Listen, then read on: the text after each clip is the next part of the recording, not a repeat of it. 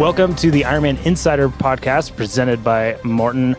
I am Matt Lieto, your host, and as you can see already or hear in a second, pretty lucky to have on this episode, Coach to the Stars, Julie Dibens. Thank you for having me.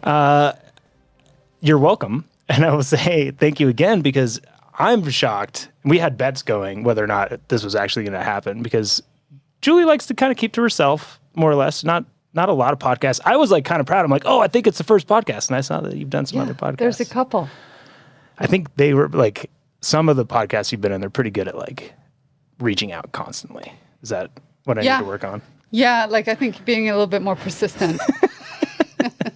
Okay, more persistent. But point being, we're excited that you came here. And I think I pulled a big I owe you one card. Or maybe you've owed me for a while, and I can't remember when that happened. Maybe that's why I can't remember. I don't know. Something, I'm sure. Yeah. But me and Julie have some history. We raced together for a while. We're on the same team way back in the day. A couple years. Like, was it 14 years? Yeah, 14 years ago. And was it 3 years probably on that team? I think 2 to 3. Yeah. Where I feel like it was good. What happened after that, Julie? Well, no, like I feel like it just kind of disintegrated, right? It went downhill a little bit, yeah. I stopped pulling my weight. I never pulled my weight. And then it all just kind of fell apart. But no, it was a kind of a unique era in triathlon where there were like a few teams, right? We don't really see the teams anymore, do we? There's a few. But I feel like it was kind of groundbreaking when the Trek Case was team. Yeah. Like, and it was, like, I have such fond memories of those 2 years. Yeah.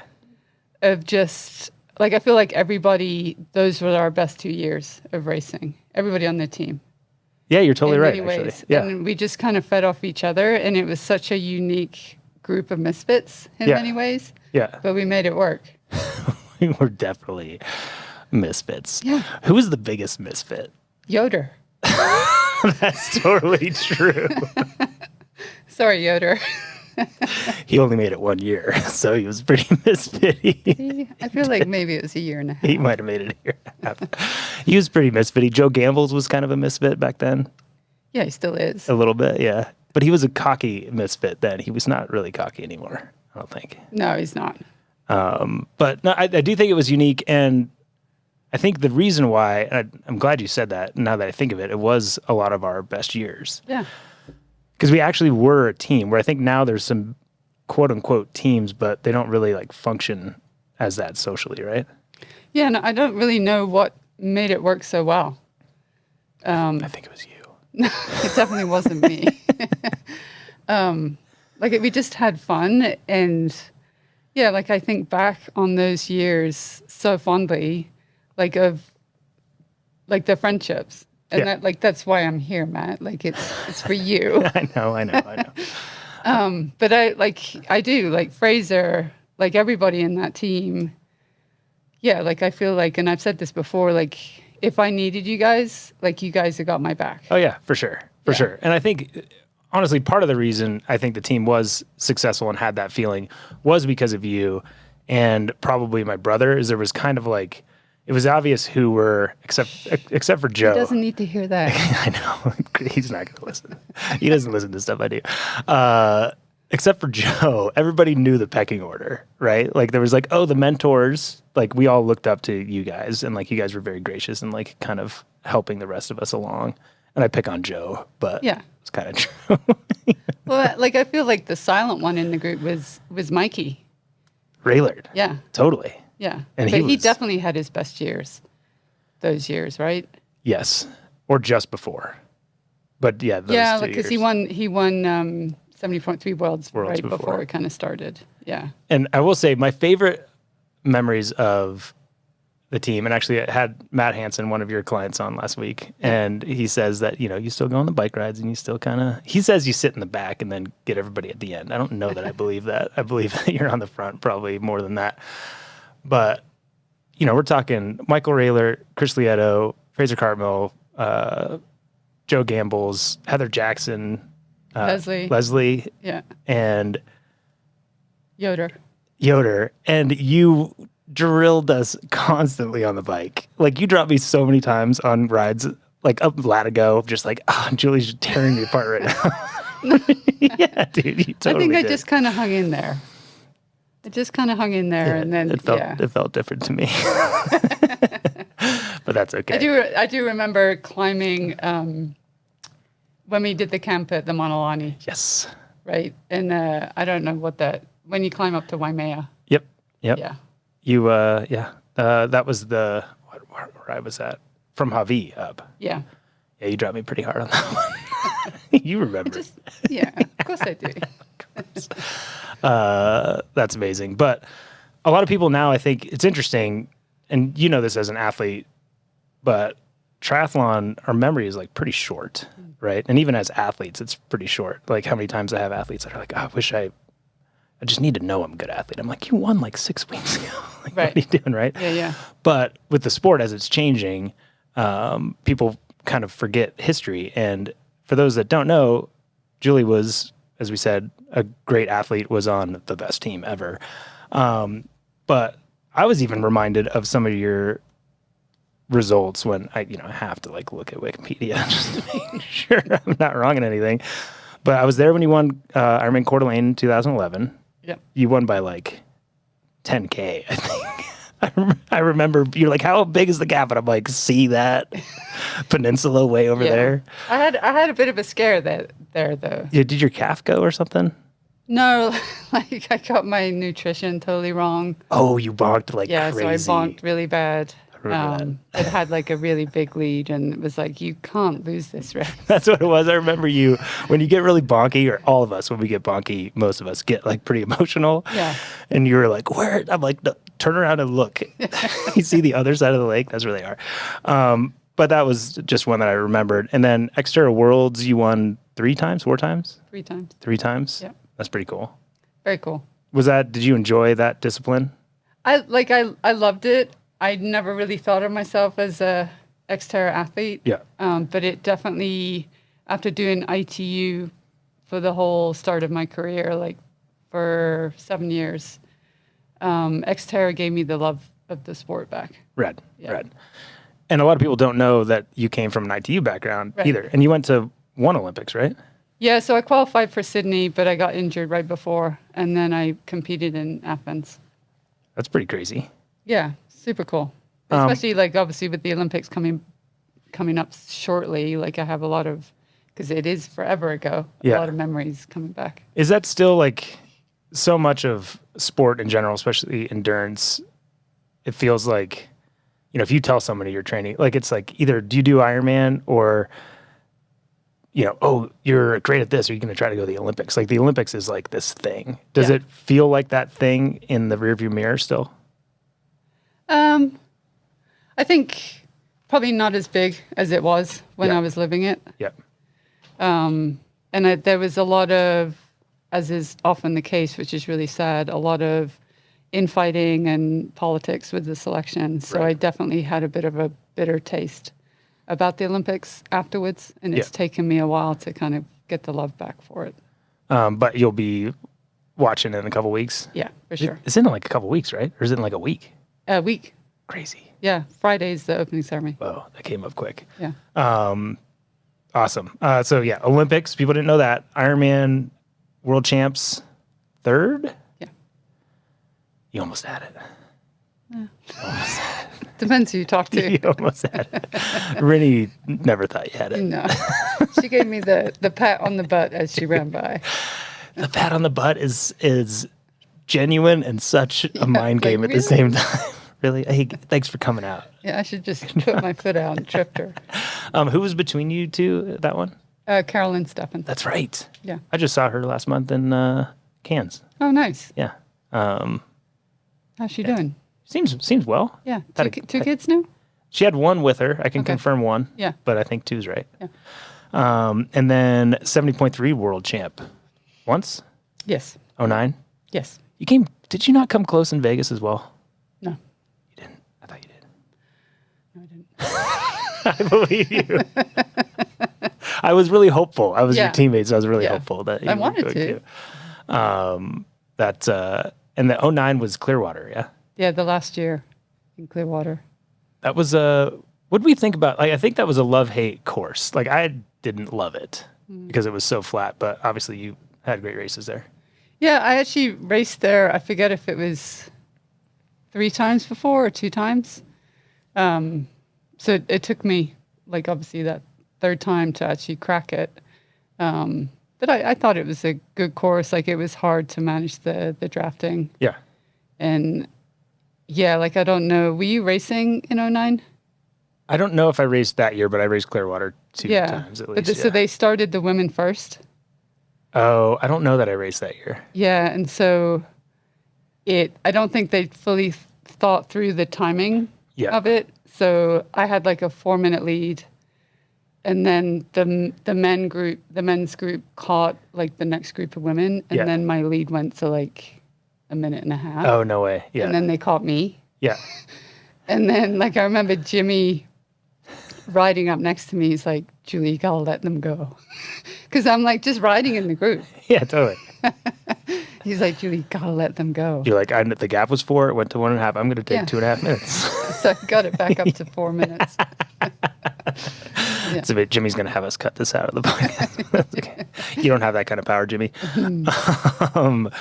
That's amazing. So now that we've got a little established of why you obviously have great experience, and we'll talk more about your coaching specifically down the road, but what do you think we will say, Julie loves cookies, so I got her some cookies. They're kind of dry, so we have some fluid. So if you hear crunching and slurping, it's Julie likes cookies. Let's just let it go. And then you just need a little bit of just a little fizzy water. Yeah, got to have it, spicy water. What do you think has changed in 70.3 Worlds racing since then? Because it was like pretty new. Like that was a new discipline. I can't remember the exact year, but it couldn't have been before 06. I think 06 was the first year. Was it? Yeah. Okay. Which did Rennie win that first year? Sam McGlone. Sam McGlone, I think. That's right. Yeah. Yeah. So what do you think's changed in that, like how the race develops and the type of athletes maybe that succeed there versus then? Well, it's obviously got more competitive and faster. So the whole dynamics of the race has changed. Okay. And there's more depth. You know, like we got to see that last year, especially with the men's.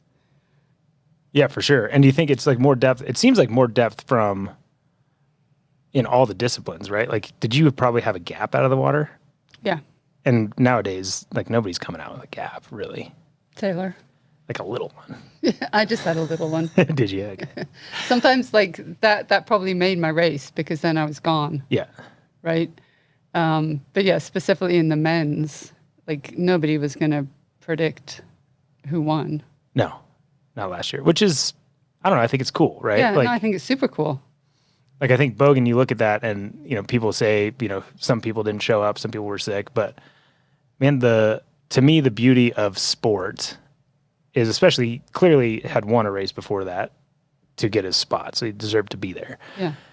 And sport is like, you give him the playground and whoever comes out on top is going to win. Right. And like the way that race developed, specifically talking about that, it really, once the race was an hour in, it was clear it was going to be somebody from that front group. Right. And that was it. And normally a swim doesn't really decide who's going to win a race like that. Yeah, I think especially in the men's, like you just can't have a weakness now.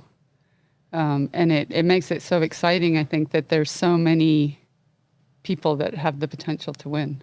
Right. And you don't even know. Like the women's isn't quite there yet, and Taylor seems in some ways pretty dominant. It depends, obviously, who shows up. Yeah. But in the men's, like I love that. Is it Rico? Yeah, Rico. Yeah. Came out and just blew everybody away, right? Like nobody was expecting that. Totally. And is it also different?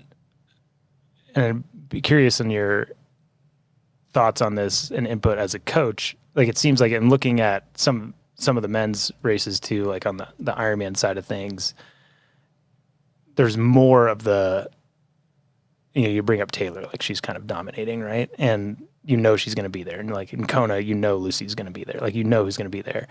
Where like you didn't know Sam Laidlow was going to be there. And is part of it all this talent, and part of it seems like the younger athletes are just like, let's just go as hard as possible and see if it sticks. Where I feel like back in the day at World Champs, it was like the vets that were the ones that were the favorites, and they were like racing a race they knew that they could do, where it was less like throw it against the wall, and if I drop out at mile 2, it's fine. Yeah, I think there was some kind of like a combination of fear and respect for the Ironman distance. Yeah. And I think in the last, since Gustav and Christian came on, like, yeah, they've upped the level so far. And you can argue with Lucy as well. Mm-hmm. Like, I think they still respect Ironman. You'd be stupid not to, but you're just seeing really what is possible, and then tie in the advances in technology and just how, especially on the bike, like I feel like when, again, bringing it back to the Trek K-Swiss days, like we were, because Chris was big on pushing that side of things and using that as one of his weapons. Mm-hmm. But not many people were looking into CDA and going into the wind tunnel back then. And now it seems like you can't perform at the highest level if you don't have all of that dialed.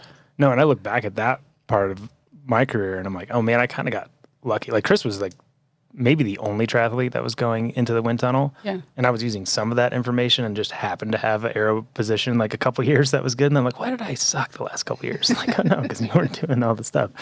But yeah, no, I think that's a really good point. But on the women's side, like if you've got, is that what it takes? Does it take like a Lucy and a Taylor for then the other women, if they want to be a part of the conversation, do they need to start like throwing it against the wall and seeing if it sticks? Like, is that where the jump is going to happen? Like, obviously those athletes are more established. They know that they can depend on that. Does that mean for them to get beaten, people are going to have to take more risks? Or is it going to be like in 5 years when that talent has 5 more years of experience, they're going to be able to beat them?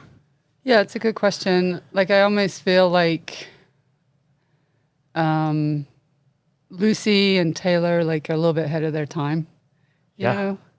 And you always get an influx of people after the Olympic year, right? Okay, yeah. Coming into long course racing, being 70.3 in Ironman. But yeah, and I think still in the women's, like we don't have the same knowledge, like with aerodynamics. Like I don't think there's enough women going into the tunnel and looking at all the fine details like the men are doing yet. And I don't know if that's due to sponsorship funding or the women don't really fully understand the benefits of it. But like you see it at the very top level, like with Lucy and Taylor and some of the others. But I think as you go further down into like the mid-pack, they're not necessarily fully dialed in. Oh, totally. And I'm glad you said that because it's been somewhat obvious for a few years. And like 5 or 6 years ago, a lot of the positions of the best women were like, really? Yeah. That's what you're running? And like you look at the men now and you can't compete unless you're fully dialed. Yeah. Like with equipment position, everything. And the women seem to be getting away with it a little bit. And at some point that's going to shift. Yeah, I'm curious. I'm really curious and like totally random thoughts, but like, what do we think that is? Like for me, part of it's like, man, it's because men are like over, at least the men I know are like over like my brother. Yeah. Sometimes like self-involved in that. And like the only thing they see is this. And so they're going to dissect and overthink every portion of that. And are women not doing that? Or am I like totally off base? Cause it has been such a, like we'd seen the men and the aerodynamics and then the men and the group tactics. And now we're starting to see more of the women in the group tactics and more of the women with better aerodynamics. Mm-hmm. And I'm just, it's curious to me. And I think good point that it could be sponsored dollars of what that is. I do think some of it is coming from that or the lack of it. Yeah. Yeah. Yeah, that makes sense. Yeah, Yeah, because you have to have a bike sponsor that's willing to, and like these days, you don't really have to go to the wind tunnel to get everything out of it, but you got to have maybe some support to do that. Yeah, like I even think of Matt Hansen, and I know some of the stuff that he's always doing, tinkering with his position and checking his CDA. Like maybe there's women doing that. I don't know of any that are like self-testing. Going on the track and I wonder if it'll be if it's like a critical mass at some point, right? Like the men kind of, as you said, you can't be competitive unless you are. So will it be to the point where, like, if you look at like Ruth Assel, she is so aerodynamic, it's crazy, and I'm sure she's got great numbers as well. But like you're like, okay, that's a lot of the reason she's someone that we're talking about is because she's that dialed, and she is a tinkerer. Like she messes with that stuff. No, and I know, like I work pretty closely with Matt Bottrell, which has been awesome, like for probably the last 10 years. But I know more and more people are reaching out to either Matt or somebody else in that field, and I hear of more women doing it. But again, it's an investment, right? Like I know Lisa Norden went over recently. And spent a lot of time. But yeah, like you got to have the dollars to be able to do that. And she looked good before. Right. Like she's always, not always, but for a while. Yeah, because how many times did she win the Swedish national time trial? Like 2 or 3? At least twice. Yeah. And like Paula Finley looks really good. Right. She's won the TT, and it tinkers a little bit more than probably the rest. So that has something to do with it. And what do you think that, like, from the work you've done with Bottrell, and I know like we nerd about the stuff and it's very like vague, but from like a reasonable position to a great position, like what kind of time do you think an athlete like that is actually saving? Oh, I know it's more efficiency, but I'm not the right person. Just say 27 minutes. 26 minutes. Dude, that's a lot of time, Julie. I had no idea. Breaking news. But it's a lot. Like when you start adding up all the details, like the tires, everything. There you go. Super, super important. So you obviously focus on that or facilitate your athletes being able to go to somebody that is like super dialed on that. Coaching in general, did you always know that you'd move to coaching after being an athlete? I suspected I would. Like I got a degree in exercise physiology. And I definitely had an interest, like whether I was going to go into more of like the sports science side or coaching, I wasn't sure. That was a master's degree, right? Yes. Okay, just making sure. Julie's humble, so I got to make sure it's on there. Because I do think it's important because like there are also like hacks like me that it's like, we're all hacks. I know, but it's like, oh, crazy, you've retired from triathlon and now you coach, like shocker. But like you actually have the knowledge, you know. We all fake it. What did I say about her being humble? I also have this plate of cookies that I got for Julie. They do look a little dry. I didn't make them. I'll bake my own next time. They're gluten-free. I apologize for that. And I know it you can barely hear it. It seemed like the move to coaching was pretty successful pretty quick. Like having a podcast with Matt Hansen last week, like you've been coaching him for what, like 12 years or something? Is it that long? So I can't remember, but it was like way longer than I thought. Yeah, like I feel like I got super lucky with the timing. Okay. Right? Like I was, after I raced Kona in 2011, I had like foot and knee surgery. And that was kind of the end of my career. I tried to make a comeback in 2014, which was the same time that Tim Don moved to Boulder. Okay. And so he was really the first pro that asked me to coach him. Oh, no way. Yeah. And so the timing was perfect because I was trying to race, but ended up being done. And he had just asked. And so just built like a little squad around him initially. And then just, over time, things just kind of grew. And obviously had pretty good success with him. Yeah. Like he came in with obviously a lot of talent, ITU world champion. Yeah. And it was just a case of getting his feet under him in the 70.3 distance, which took a little while. Yeah. But yeah, he went on to do great things. And he was actually the one that introduced me to Matt Bottrell, because at a point in my coaching with him, he wanted to bring Matt on to help with the cycling. Yeah. And that's just it's been awesome, like having Matt or being able to work with him. Like, I think it's super important as coaches to have like a team around you, and we challenge the way each other thinks, and we have the ability to leave the ego aside and figure out what's best for the athlete, which I think is key if you're working with other coaches. Oh, totally. And I think the biggest thing, or kind of a red flag on a coach, is if they think that they can find the answer to everything, right? Like if they're doing your weight training and they're doing your aerodynamics and they're doing everything else, it's like probably outsourcing is going to be something that's pretty important if you're trying to squeeze everything out of the lemon. Yeah, like that's definitely my philosophy. And I think it works. Like, if anything, sometimes I wish I had more confidence, right? And didn't outsource as much as I do. Because sometimes I think when you've been in the sport as long as we have, we forget what we know because we've just been around it for so long. Totally, for sure. And I appreciate that, obviously, because I think we're both somewhat humble people. People would be shocked to hear me say that I think I'm humble. But having that, if you're calling it quote unquote lack of confidence, means that you question yourself. Yeah. And that's the biggest, I guess that's more what I'm saying, is if you have a coach that doesn't question themselves, they're probably filling in some blanks that they're not educated on. And I think having the opportunity to work with some of the pros that I have, I don't want to mess it up. Totally. There's an obligation. And so, like I might have ideas, but I want reassurance that we're doing the right thing. Yeah. Yeah, I think we're probably pretty similar. And you lose sleep if somebody gets injured too, don't you? Oh, yeah. It's the worst. I lose sleep over the stupid things. Yeah. Actually got a new sleeping program. I'll let you. Yeah. I got a new eye mask. I got stuff. Yeah. A little sound machine. White noise? Right now I'm in a babbling brook. Oh. Yeah. There you go. I got to get up in the middle of the night more often, but that's okay.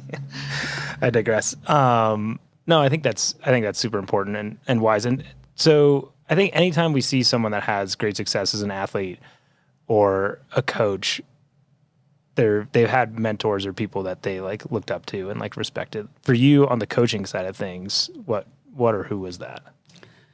So in my ITU days, a guy called Richard Hobson, British coach. Okay. He coached me through most of my ITU career. And he still is, just a very softly spoken. Okay.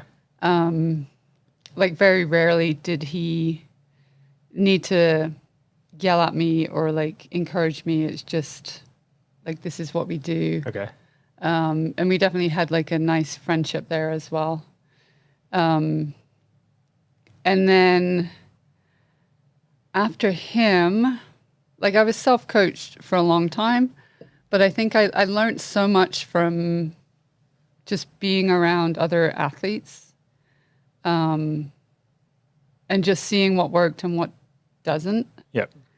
With the guys on the team, guys and girls on the team, and then just being here in Boulder, having the opportunity to train with so many great people, always just observing, not just the training, but just the attitude that goes with it.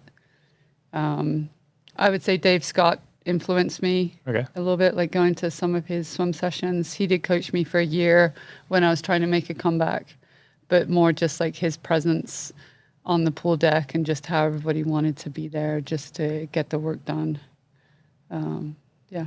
And did that foundation of you growing up, because you were on the swimming track, right? Yeah. Did that atmosphere influence you as an athlete and as a coach? I'm sure it definitely influenced my discipline as an athlete. I think oftentimes you hear of that swimming, you have to be pretty disciplined to get all the work done in the pool. So that definitely impacted me as an athlete. As a coach, I swam at LSU. That wasn't in the Wikipedia notes. Yeah, it was. Was it? Yeah. Okay. LSU. Okay. You know, my good buddy Aaron is a big LSU, so I can't forget. Okay. Go Tigers. Go Tigers. There you go. Thank you. One of the coaches that we had, like I wasn't a great swimmer. I was good enough to be on the team. Yeah. And he definitely favoritized the better athletes. And so now, or after that, I've tried to just treat everybody the same, no matter the ability. As long as you're committed and you want to work hard, I'm going to coach you as best I can. That's awesome. That also just means you're a good person. Well, thank you. You're welcome. That was on the Wikipedia page. Was I'm a good person? The good person, yeah. Aww. He's right at the top. Good person. Make paper noises. There you go. No, that's awesome. And it's not that easy to do. And one of the things I've appreciated about you as a coach and a human is partly the fact that you don't want to go on podcasts necessarily tells a bigger picture where I think we've all seen it, and I'm clearly not going to point out any names, but in triathlon, and I'm sure in other sports, once a coach gets some success, it starts being about that success and to some extent that coach's ego around that success and the bigger athletes. And you see it time and time over again, right? Where the good athletes get the attention. If a new good athlete comes in the squad, they get the attention, and the vibe and the kind of society that's been made in that group changes. And you've always kind of put the Heisman to that, right? You don't seem like an ego-driven coach at all. Yeah, and I think that was just because I was probably on the other end of that in my swimming career. Yeah. I don't always get it right, but it's something that is important to me. Good. Well, I appreciate that, and I know your athletes do. And obviously having athletes that have been with you for as long as someone that Hansen has. It is kind of, I was thinking just the other day, I have been super lucky in how loyal, in some ways, some of the athletes are to me. Yeah. Which has been great. Challenging at times. Oh, I'm sure. I'm sure. Well, if they're on a long ride, they don't know who's going to do the polls if you're not around, right? Keep the pace up. I feel like those days are behind me. I don't believe you. So those are things that you're getting right. I'm curious because we're going to have, a lot of people, well, not a lot of people, some people listening to this podcast, but of varying abilities. Some people maybe doing their first Ironman, some people that have been doing it for a long time. What do most of us get wrong? I know that's a very broad question. But I mean, Ironman training takes a lot of that discipline, and let's assume that we have that we're going to go do stuff when we're told or when we think we have to. But what process or part of our training do a lot of us maybe look at in the wrong way? Especially I would say the non-coached people. I think people get too complicated with things. So simplifying it. And people often are not patient enough, and they look for the everyday epic hit, endorphins, I was awesome today, at the sacrifice of just being patient and building slowly towards the end goal.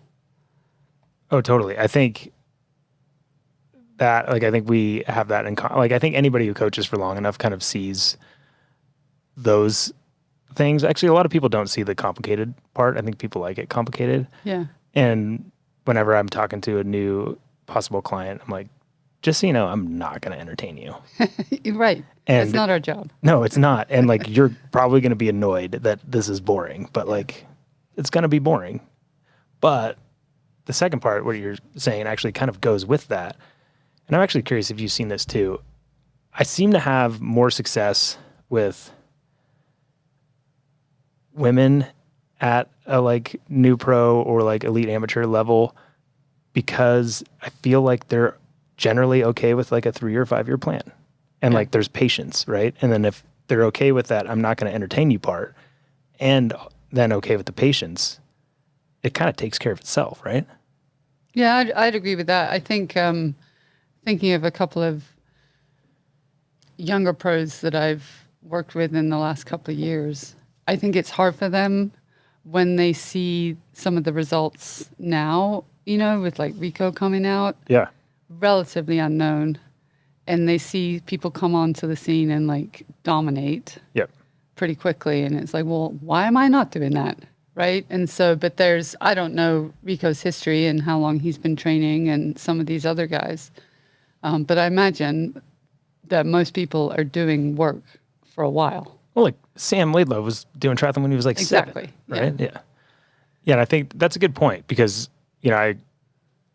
my nephew is a triathlete. He's actually in town. I'm sure he said he's been swimming with you a little bit, but he's been, he has uncle and he has his dad to tell him this, but like there is that tendency to want like they're doing it. They're my age. Like I'll just work hard and like it'll come. And it's like for some people it does, but most of the time, you're missing the fact that like the Norwegians have been training together every day since they were like 12. Right. With each of their like 2 coaches. Right. And I think that's the stuff that people underestimate. And I think, how do you get past that challenge as a coach to encourage these athletes to have patience when it comes to that? I think it's just reminding them that they have to be patient and just do the work and show them the progressions that they're making along the way. But it's hard, for sure. Yeah, and I think it's, having that expectation. Like another thing I'll tell a lot of new pro clients is, and I might have told you this, but like my first year as a pro, I wrote down my goals. And will they be your brother? Not the first year. He dropped out at every race I was doing better than him at. I don't know that I ever beat him. He dropped out. Huh. Yeah, he did. I'm thinking of the one, and he dropped out. There's a few. Oh, we got technical issues, Julie. She went for the cookie. Blame the cookie. It's good. But I wrote down, I don't know what the cursing level is on this podcast or not, but get your butt kicked. And that was one of like 5 goals. And you know what? At the end of the year, I got my butt kicked. And it was sweet. What year was that? Well, I got my butt kicked more than just the 1 year. What year was your first pro year? Just kidding. Shoot. Probably like 03 or 04. But it was a lot of good things out of it is you go in and pros go in, new pros like, I call it like angel dust. They'll be like, I think maybe today's the day I'm going to wake up and do better than I've ever done in all 3 sports and I'll win the race. Yeah. And if they don't do that, they feel like something's not happening. And I never had that. I was like, I'm going to get my butt kicked. That's sweet. And at the same time, I'd be like, I'm not stressed. So I'll go strike up a conversation with Simon Lessing and Chris Lee and these guys that are like legends. And so the second year, I'm just like high-fiving all these guys. And then, you're like then in a spot where you're laid back and comfortable enough to like get the most out of yourself, where I think some of those pros go in, and I'd be curious to see what the average length of a professional triathlon career is, because I bet it's probably really short because there's a lot that do it for like a year or 2, and they have expectations. Right. And they I think I don't necessarily see that side, so that's of the ones that are in and out. Yeah. Yeah, because you're a good coach. So your first pro year. Yeah. Like how competitive were you? I was probably more competitive than that like goal set. Like I made some paychecks. There was like a series in NorCal, and like, I got on podium in a couple races, but I was 24 years old and just kind of screwing around. But, I was off from the front a fair bit, but kind of hung in there a little bit. Yeah. Thanks for asking. No, like I'm curious because so many times now I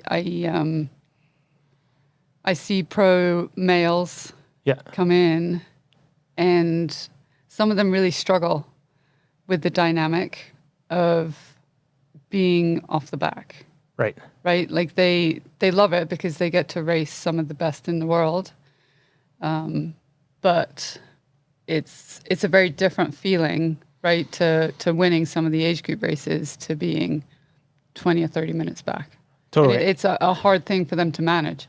It really is. And I've seen it. I've been on the course and I've seen it. And I imagine that is challenging. I think you said that it's tighter and more competitive than it was.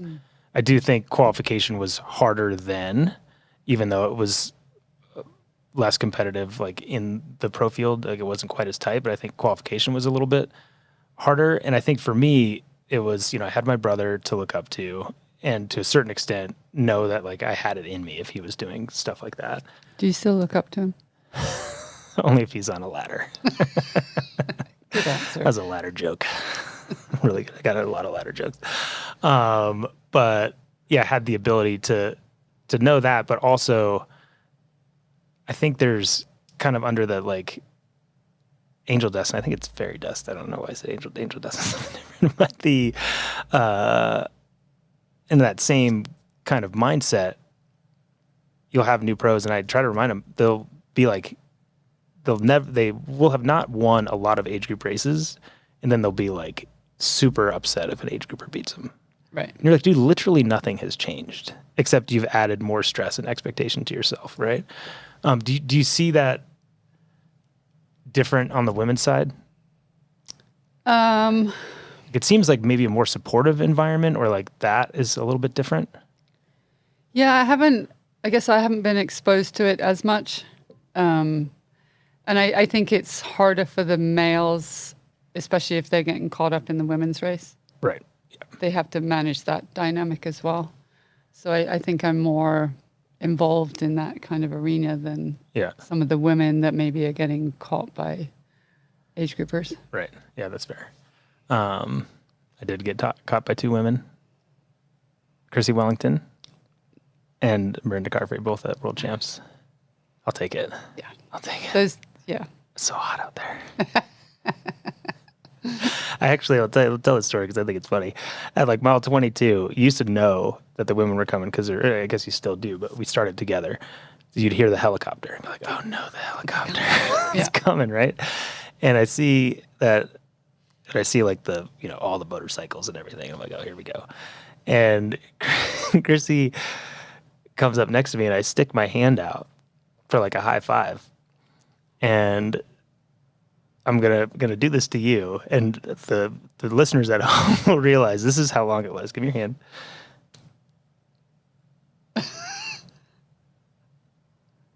Dude, it was about that long. Wow. And I'm like, what are we doing? Yeah. Are we running in together? Are we going like Jack and Jill? Like Jack and Jill. I'm like, we're doing it. This is great. You had a moment with Chrissy. Yeah, it was close. It was close. That was amazing too. And it's funny too, though, is like, it is, again, a mindset thing.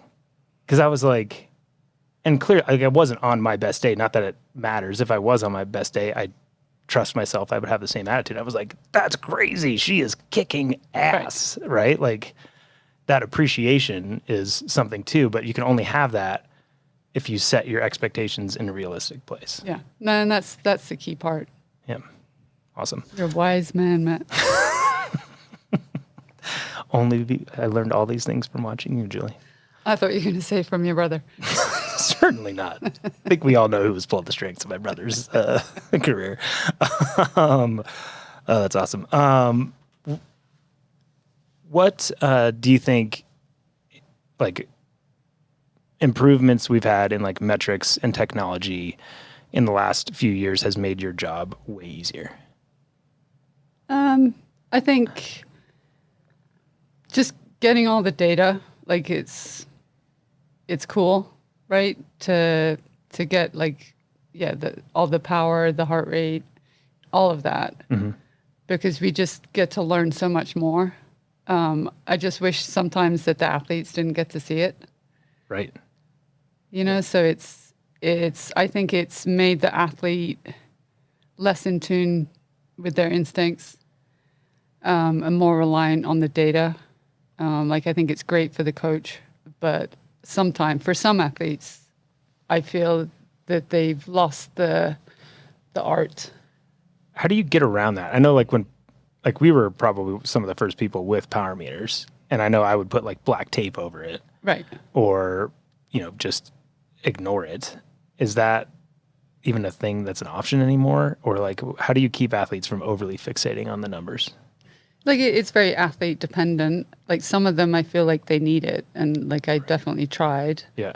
And it's like a non-starter. Yeah. But just trying to give them different challenges and just change the vocabulary with the workout. Yeah. You know, like even riding with Dee Dee today, just telling her like we're going back to RPE. Like this is what I want you to do.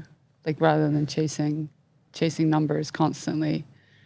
And that's rate of perceived exertion for those yes, that it don't is. know. Yeah. Correct. Are you on a 1 to 10 or a 1 to 20? 1 to 10. 1 to 10. Simplify. Yeah. There's like a 115 scale. Who does that?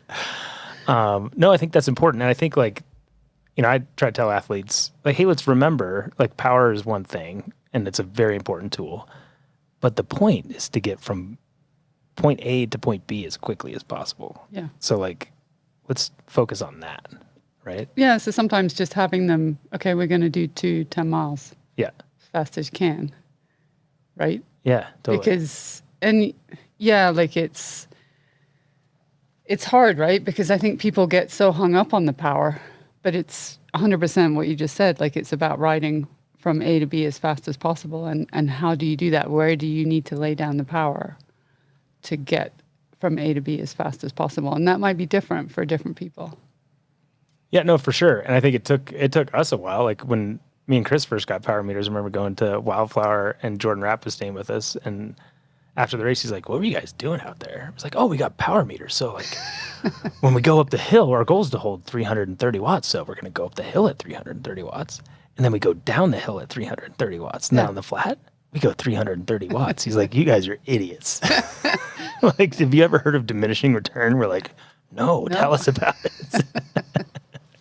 And that would like obviously a lot more has gone into it, but that changed a lot of how I rode and how that point A to point B, like Jesse Thomas, when he first started riding with me, he's like, I thought we were doing 70.3 intervals. I was like, yeah. He's like, well, you were all over the place. I'm like, yeah. And I've finished like 500 meters in front of you and my average is the same. Yeah. You got to know how to dole it out there. Okay. What is it about the iron distance that is so difficult as a coach and like addictive as an athlete? Like, why do we all just need to get out there and prove that we can do it? Like I think for the athlete, because it's very rare that you like have that perfect performance, in part because it's so long. Mm-hmm. But there's so many things that can impact your race. I think people are getting better at it, more consistent with it. But it's, like you hear it time and time again. I just want to do one more. I want to have like that magical Good luck. sub 8 hour or whatever it is, right? Yeah. And it's that carrot just stays there and people keep coming back for more.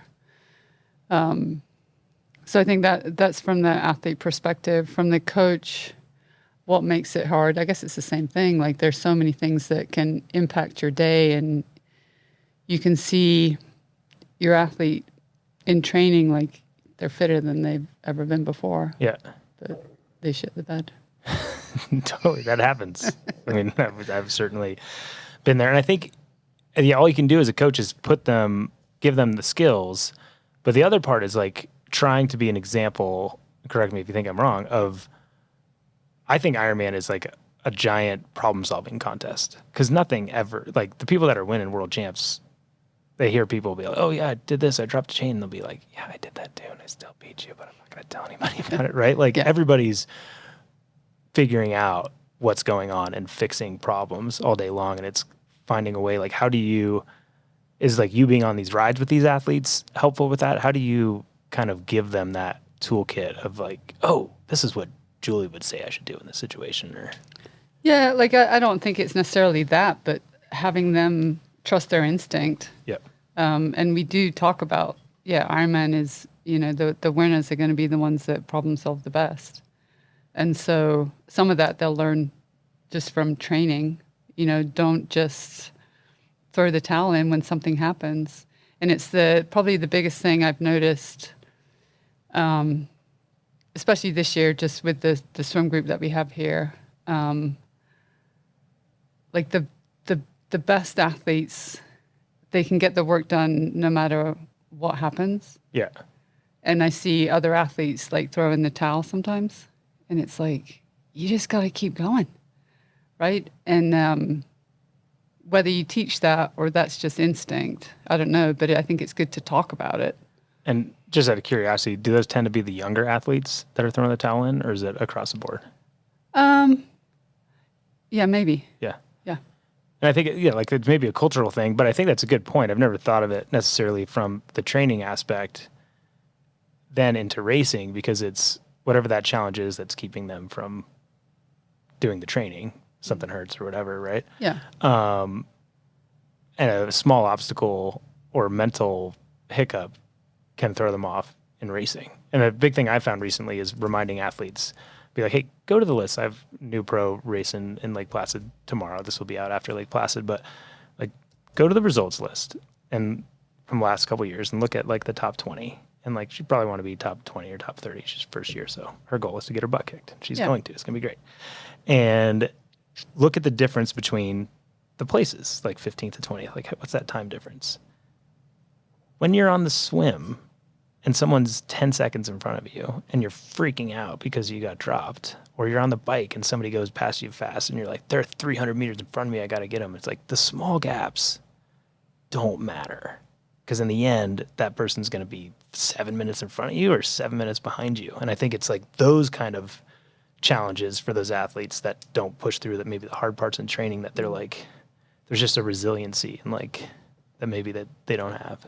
But I think they learn that in training too, though, right? That's what I'm saying. Yeah, Okay. Totally. Like yeah. That's I never thought of it that way, but yeah, if you're consistent in training and can push through, and there's certain things obviously you don't want your athletes to push through in training. Yeah. But training inherently, like there's a stress that you're supposed to be up against that creates a response. Yeah, like, and I definitely remember like swimming, like it's probably the perfect example, and somebody, is putting like 5 seconds into you, and like I'm just like so frustrated because this person's put 5 seconds into me. Yeah. Like, it doesn't matter At all. Right? But you see how sometimes that gets to people, and like when you're tired and in Ironman training, like I get it, like a lot of things get to us, but having the resiliency to push that out of your mind and bring it back into what you're doing.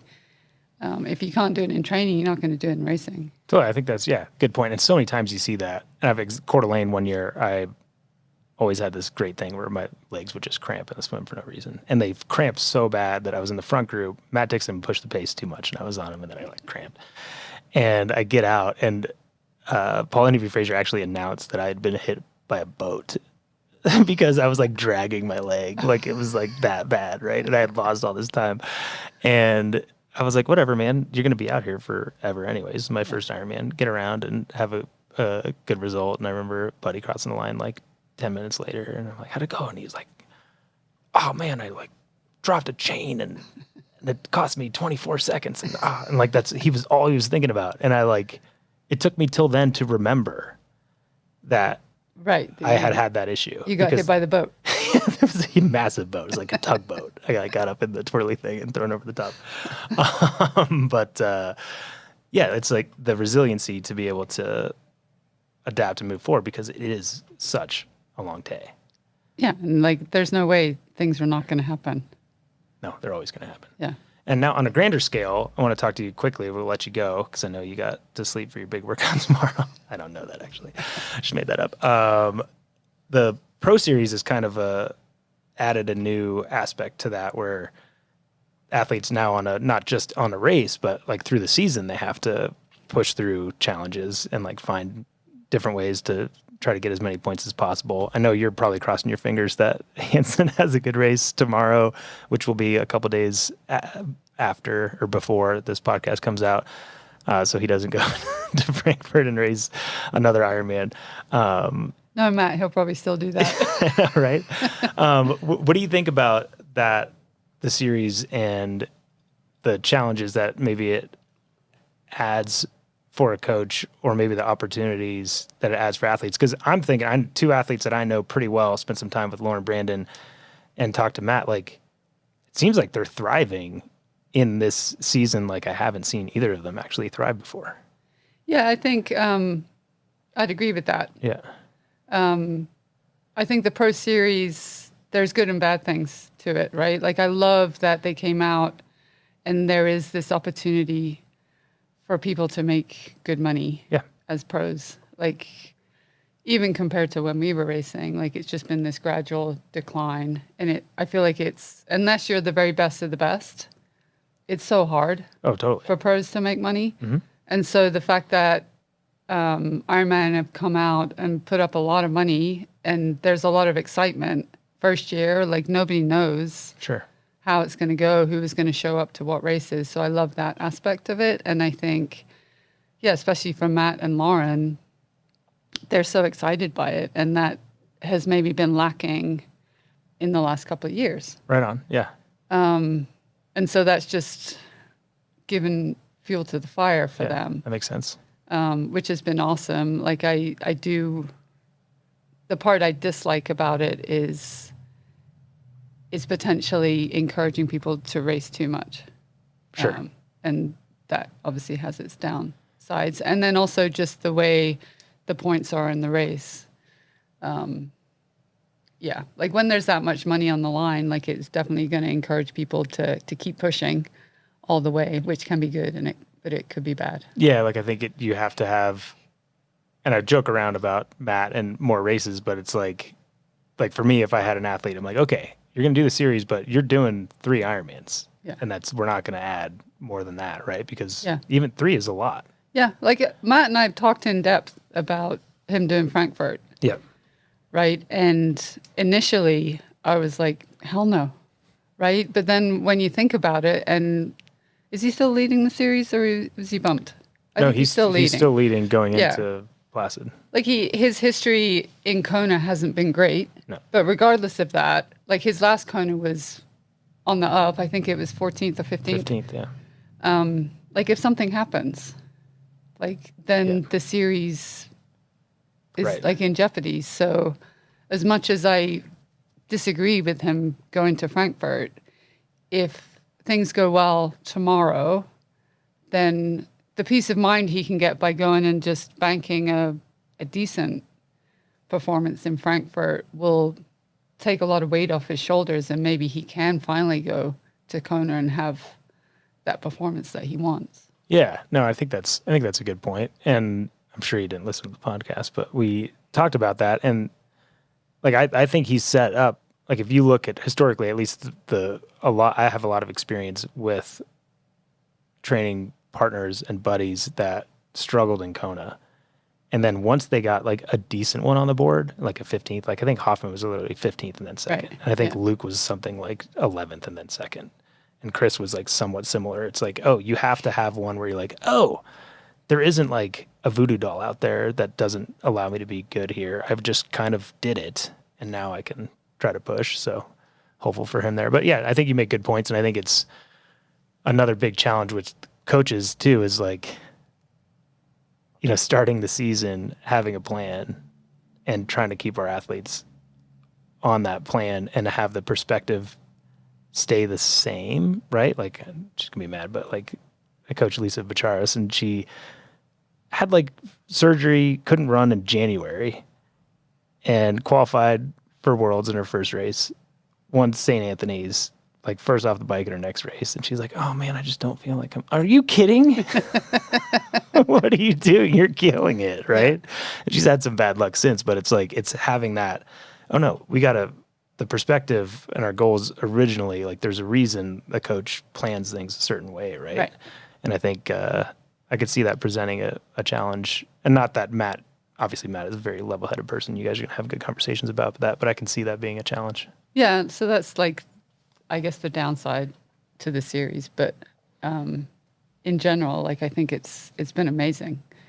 It's cool to see like the start list tomorrow. Exactly. Like especially in the men's, right? Like it's bringing, and that's what we want, the best athletes to race at the bigger races for sure. Dude, and resurgence. Like I'll tell you, the person I'm most excited about from this Pro Series, and I don't think I've talked to her about this. I'm sure I haven't. Dude, last year after Finland, right after the finish line, I hear Jackie Herring telling like Paula Finley, like, I think it was Paula, I think I'm retiring. Like, yeah. And I was like, no, dude, like, keep on going. And she's freaking killing it. And it's like she's doing Ironman distance races where she hasn't in years. And to me, that's fun to watch someone that like was maybe that close being like revived in what you're saying, like Lauren Brandon and Matt Hansen. Like, it's cool actually seeing kind of the older guard. For sure. And I think, like it doesn't need to come down to money, but money is part of it. Like, especially the Ironman athletes, you only get to race maybe three a year, right? So it's been hard the last couple of years for them, I think, seeing some of the money disappear. Yeah. And this has been exciting, and hopefully it continues. Totally. And for me, actually, when I saw the prize list, what I was most excited about, because I have loved when other entities have done this, but it's like 11th through 50th is $5,000. No, you can't survive off of that. But if you're a decent first year pro and you have the ability to do that many races, like, you're going to defer a lot of your costs. And it's cool that 50th doesn't get $300 and 11th gets $12,000 or whatever, right? Like, I kind of like how that was like that's always, I think, the part, like, the best of the best are doing okay. Yeah, they are. They really are. That's amazing. Okay, do you have one JD Crew tip for athletes that are listening, they're training for their next Ironman, that they can use for this next week or two in training? One tip. Something to think about, maybe perspective on their next race, or again, something that we tend to do wrong in training. I think just coming back to that conversation of just like how we can get so hung up on 3 or 5 seconds that somebody might be putting into you, or whatever it is, a training buddy riding away from you. Yeah. Just like bring it back internal and focus on you and what you need to get done. I think that's really good advice, because all of us, I was never a world champion, far from it. You were, but there's always that term, that world champion trainer. And that world champion trainer never had any results. Not very often. Not very often. Well, thank you, Julie, very much for coming on. Thank you. I'll slide you this $100 bill underneath the table. Thank you. It's in the form of a cookie. Cookie was not good. It was not a good cookie. I didn't make it. Next time I'll make it. I've got some great cookies. I promise. You going to be in Nice and Kona, or one of the two? I don't think so. Neither. Yeah. And you don't get any of my cookies. Maybe I'll come. I'll bring you some cookies. But no, appreciate you coming on very much. Thanks for having me. And if you all enjoyed today's conversation, please like, share, and subscribe wherever you listen to this podcast. And if you're on the trainer, you can actually watch us on our Ironman Triathlon YouTube channel as well. And to keep up with all the latest Ironman Pro Series news, follow @IronmanTri on Instagram, and check out proseries.ironman.com for standings, athlete bios, episodes of A Fighting Chance, replays of races, and more. And again, we don't have to, but I'd like to thank our presenting sponsor, Maurten, the official sports performance nutrition partner of IRONMAN Global Series. Couldn't have this podcast and these great conversations without y'all at Maurten. So thank you so much for your support. And thank you all for listening in to the IRONMAN Insider. And can't wait to get more great conversations with you as the series moves on. I'm Matt Lieto. Thanks so much for listening.